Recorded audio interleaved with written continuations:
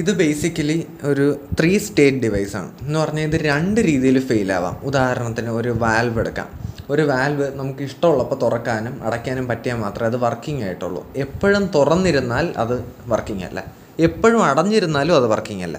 അതുപോലെ തന്നെ ഒരു അലാറം നമുക്ക് ഇഷ്ടമുള്ളപ്പോൾ അടിച്ചാലും നമ്മൾ പറയുമ്പോൾ അടിച്ചാലേ അത് വർക്കിംഗ് ആവും. എപ്പോഴും അടിച്ചുകൊണ്ടിരുന്നാൽ അത് വർക്കിംഗ് അല്ല, അതേസമയം ഒരിക്കലും അടിക്കാതിരുന്നാലും വർക്കിംഗ് അല്ല. അപ്പോൾ 2 സ്റ്റേറ്റ് ഉണ്ട്. ഒന്ന് ഫെയിൽഡ് ഇൻ ക്ലോസ്ഡ് സ്റ്റേറ്റും ഉണ്ട്, ഫെയിൽഡ് ഇൻ ഓപ്പൺ സ്റ്റേറ്റും ഉണ്ട്. ഉദാഹരണത്തിന് വാൽവ് ആണെങ്കിൽ ഇങ്ങനെ പറയാം, ഫെയിൽഡ് ഇൻ ക്ലോസ്ഡും ഉണ്ട്, ഫെയിൽഡ് ഇൻ ഓപ്പണും ഉണ്ട്. എപ്പോഴും ക്ലോസ്ഡ് ആയിട്ടിരിക്കുന്നു, എപ്പോഴും ഓപ്പൺ ആയിട്ടിരിക്കുന്നു. അപ്പോൾ ചുരുക്കി പറഞ്ഞാൽ ഇവിടെ വർക്കിംഗ് കണ്ടീഷൻ 1 മാത്രമേ ഉള്ളൂ, വർക്കിംഗ് അല്ലാത്തതാണ് 2ഉം 3ഉം. അപ്പോൾ P1 നിൽക്കാനുള്ള പ്രോബിലിറ്റി P1 മാത്രമായിരിക്കും ഇതിൻ്റെ റിലയബിലിറ്റി.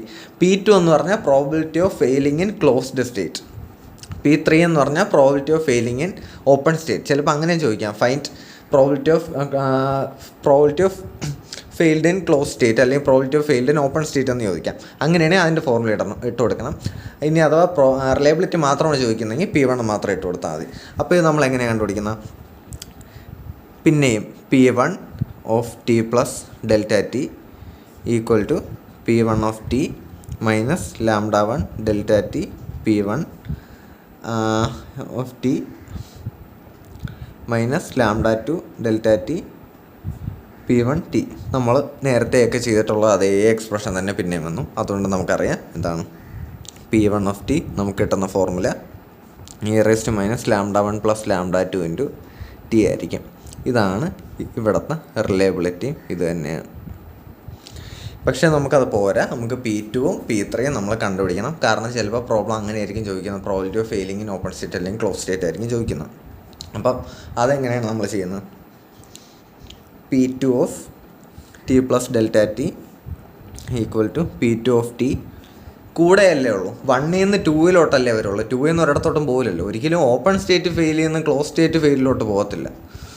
അപ്പോൾ P2T എന്താ പ്ലസ് λ1 ഡെൽറ്റ T P1T എന്ന് നമുക്ക് കിട്ടി. ഇനി നമ്മൾ എന്താ ചെയ്യേണ്ടതെന്ന് വെച്ചാൽ ഇത് ഇപ്പുറത്തോട്ട് എടുക്കുമ്പോൾ P2T plus delta T minus നമ്മൾ സ്ഥിരം ചെയ്യുന്ന പരിപാടി തന്നെ equal to λ1 delta T P1 of T എന്ന് നമുക്ക് കിട്ടി. ഇനി നമുക്കെന്താ time tends to 0, delta T tends to 0 കൊടുക്കുമ്പോൾ നമ്മൾ നേരത്തെ പോലെ തന്നെ dP2 is equal to λ1 P1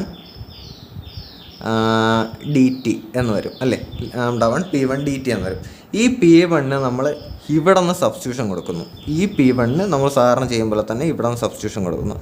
ഈ P1 നമ്മൾ ഇവിടെ കൊണ്ടിടുമ്പോൾ dP2 equal to λ1 e⁻ λ1 plus λ2 T dt എന്ന് നമുക്ക് കിട്ടി.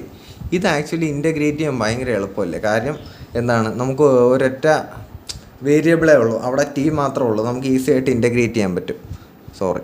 ഓക്കെ, ഇപ്പോൾ കാണാമല്ലോ. എന്തായാലും ഇപ്പോൾ നമുക്കിത് ഈസി ആയിട്ട് ഇൻ്റഗ്രേറ്റ് ചെയ്യാൻ പറ്റും. ഇത് ഇൻ്റഗ്രേറ്റ് ചെയ്യുമ്പോൾ നമുക്ക് എന്ത് കിട്ടും? ഇത് ഇൻ്റഗ്രേറ്റ് ചെയ്യുമ്പോൾ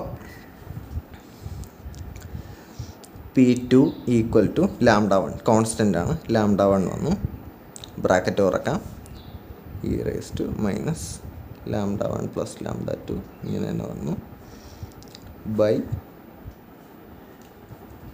മൈനസ് λ1 പ്ലസ് λ2 ഇങ്ങനൊരു സാധനമാണ് നമുക്ക് P2 കിട്ടുന്നത്. ഇത് നമുക്കൊന്ന് റീഅറേഞ്ച് ചെയ്തൊക്കെ എടുക്കുമ്പോൾ നമുക്ക് എന്ത് കിട്ടും? Minus λ1 by λ1 plus λ2 e⁻ λ1 plus λ2 ഇങ്ങനെ കിട്ടും.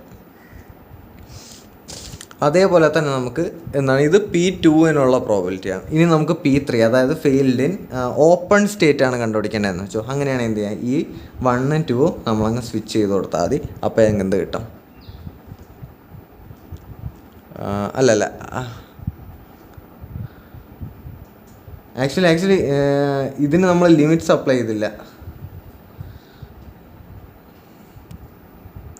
ഒരു കാര്യം പറഞ്ഞു, ലിമിറ്റ്സ് അപ്ലൈ ചെയ്യാൻ പറഞ്ഞു. ഒരു കാര്യം, ഇതുവരെ ഓക്കെയാണ്, ഇത് വിട്ടോളാം. നമ്മളെന്താ P2 നമ്മൾ ഇൻ്റഗ്രേറ്റ് ചെയ്യുന്നു. P2 ഇൻ്റഗ്രേറ്റ് ചെയ്യുമ്പോൾ ആക്ച്വലി ഇത് കറക്റ്റാണ് കേട്ടോ. ഈ സ്റ്റെപ്പ് ലിമിറ്റ് അപ്ലൈ ചെയ്യുന്നതിന് തൊട്ടും പോരെ കറക്റ്റാണ്. അപ്പോൾ എന്താ, λ1 into e raise to minus lambda 1 plus lambda 2 by minus lambda 1 plus lambda 2. ഇത്രയും നമുക്ക് കിട്ടി. ഇൻ്റഗ്രേറ്റ് ചെയ്ത് കഴിഞ്ഞപ്പോൾ നമുക്ക് ഇത്രയും കിട്ടി. ഇനി നമ്മൾ എന്താ ഇവിടെ with respect to D T അല്ലേ നമ്മൾ ഇൻ്റഗ്രേറ്റ് ചെയ്യുന്നത്. അപ്പോൾ നമ്മൾ ലിമിറ്റ് 0 ടു ടി നമ്മൾ ലിമിറ്റ് ഇടണം. 0 ടു ടി ലിമിറ്റ് ഇടുമ്പോൾ നമുക്ക് കിട്ടുന്ന ഫോർമുലയാണ് P2 ഈക്വൽ ടു, പ്രത്യേകിച്ച് മാറ്റമൊന്നുമില്ല, അത് തന്നെയാണ് lambda 1 plus lambda 1 by lambda 1 plus lambda 2 into 1 minus ഇവിടെ ഒരു ടി ഉണ്ട്, 1 minus e raise to minus lambda 1 plus lambda 2 into T ഇങ്ങനെ വരും. ഇവിടുത്തെ ടി എന്ന് പറഞ്ഞാൽ നമ്മൾ ഇത് ഇൻ്റഗ്രേറ്റ് ചെയ്യുമ്പം ഈ ടി ഇവിടെ തന്നെ കിടക്കില്ല, അതുകൊണ്ടാണ് ഇങ്ങനെ ഒന്ന്. അപ്പോൾ നമുക്കിങ്ങനെ കിട്ടും. ഇതാണ് probability of failing in closed state. ഇനി probability of failing in open state ഉണ്ട്, അതായത് P3. അതും എന്താണ്, നമുക്ക് എളുപ്പമാണ്. നമുക്ക് 1 ഉം 2 ഉം അങ്ങോട്ടും ഇങ്ങോട്ടും സ്വിച്ച് ചെയ്ത് കൊടുത്താൽ മതി. അപ്പോൾ lambda 2 by lambda 1 plus lambda 2 1 minus e raise to minus 1 plus lambda 2 into t. ഇതാണ് probability of failing in open state. ഇനി ഇതിൻ്റെ ഈ ഫോർമുല ഓർമ്മിക്കാൻ ഒരു എളുപ്പ വഴിയുണ്ട്. എന്ന് പറഞ്ഞാൽ നമുക്കറിയാം എന്താണ്, e raise to minus lambda T ആണ് റിലയബിലിറ്റി വരുന്നത്. അത് സീരീസ് ആകുമ്പോൾ e raise to minus lambda 1 plus lambda 2 into T ആവും.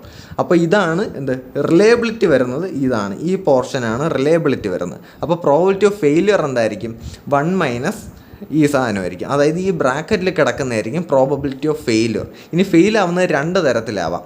അപ്പോൾ അതിന് ക്ലോസ്ഡ് ആവാം അല്ലെങ്കിൽ ഓപ്പൺ ആവാം. അപ്പോൾ അതിൻ്റെ പ്രൊപ്പോർഷൻ എടുക്കാൻ വേണ്ടിയിട്ടാണ് നമ്മൾ ഈ lambda 1 by lambda 1 plus lambda 2 അങ്ങനെയൊക്കെ ചെയ്യുന്നത്.